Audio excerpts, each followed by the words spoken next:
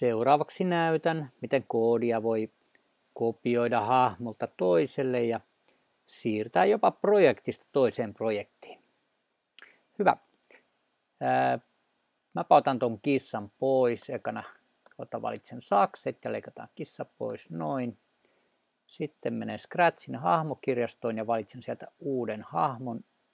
Eli tämän balleriinan mä haluan nytten. Noniin. Ok. Hyvä. Nyt mä menen tuonne balleriina-asusteisiin katsomaan. Okei. Täällä on 4 eri asustetta, eli näillä mä saan tehtyä tällaisen hauskan animaation. Siirryn takaisin tuonne skripteihin ja laitetaan siihen sillä tavalla, että kun klikataan tuota vihreätä lippua, niin silloin alkaa tällainen ikuinen silmukka. Joo. Ja menen tuonne ulkonäköön ja siellä vaihtuisi aina seuraava asuste.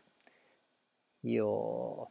Tämähän tapahtuu tosi nopeasti, eli panna sinne vähän odota tuonne väliin, eli pistää vaikka 0,5, eli puoli sekuntia.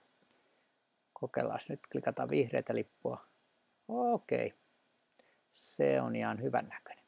Hyvä. Sitten mäpä lisäänkin tänne toisen hahmon. Noin, se on valittu ja sitten vielä. Ok. No niin. Ahaa, tällä Annalla onkin valmis skripti, että kun painetaan välilyönti, niin sitten tulee seuraava asuste. Katsotaan, jos mä menen tuonne asusteet. Nyt jos mä rupean painaa välilyöntiä, niin joo. Näin tässä näyttää käyvän, joo. Mutta nyt mä haluaisinkin tälle Annalle saman koodin, mitä mä tein tuolle balleriinalle. Mä poistan ton alkuperäisen, mikä siellä on. Noin. Sitten mä menen tänne balleriinaan. Nyt tietysti kun on tällainen lyhyt koodi, mähän voisin tuosta vaan siirtyä näiden kahden välillä ja rakentaa sillä tavalla, että jos mulla olisikin tosi paljon pitkää koodia tuossa, niin se olisikin aika työlästä. Mutta tämä käy helposti näin. Eli otetaan hiirellä kiinni, pidetään sitä alhaalla ja viedään se sitten tuon hahmon päälle. Katsotaan mitä tapahtuu. No niin. Eikä sinne tuli ihan tämä sama koodi. Jees, kokeillaanpa, jos mä painan vihreätä lippua, niin hyvä. Animaatio lähti heti päälle. Mutta sitten on vielä yksi mahdollisuus, nimittäin. Tämä on tällainen kuin reppu täällä alhaalla, eli mä olen nyt kirjautuneena koodiaapiskukkona tänne sisälle, niin silloin tämä reppu tulee esille.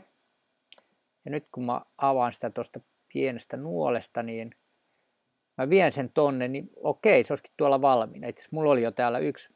Näitähän saa poistettua. Näin, jos ottaa vasemmalla, mä poistan sen. Nyt mä tuon tästä. Noin. Ja se jäi tonne reppuun. Okei. Ja nyt mä voisin tosiaan siirtyä toiseen projektiin ja viedä tämän koodin sinne. Tai sitten, niin kuin mä teen nyt tässä tapauksessa, mä otankin täältä toisen hahmon, otan vaikka ton Amonin tosta. Noin. Ja kun mennään katsomaan näitä Amonin asusteita, niin okei, sillä on vain yksi ainoa. Mehän voitaisiin tehdä tällainen tosi yksinkertainen animaatio, eli kopioidaan toi ja käännetään toi Amon vaikka toiseen suuntaan tuossa toisessa. Nyt siinä on 2 asustetta. Nyt jos me mennään tuon skripteihin. Okei, nyt tuo Amon on muuten tuossa päällä. Mä vähän siirrän sitä samalla tonne päin. Olisiko tuossa vaikka hyvä paikka? Noin. Ja tosiaan, nyt mä oon tuossa skripteissä, niin mä voin raahata täältä selkärepusta tämän koodin tonne ja voidaan kokeilla tuossa, kun mä painan vihreätä lippua. Noniin. Näin helposti sai siirrettyä koodia hahmolta toiselle ja vaikka projektista toiseen.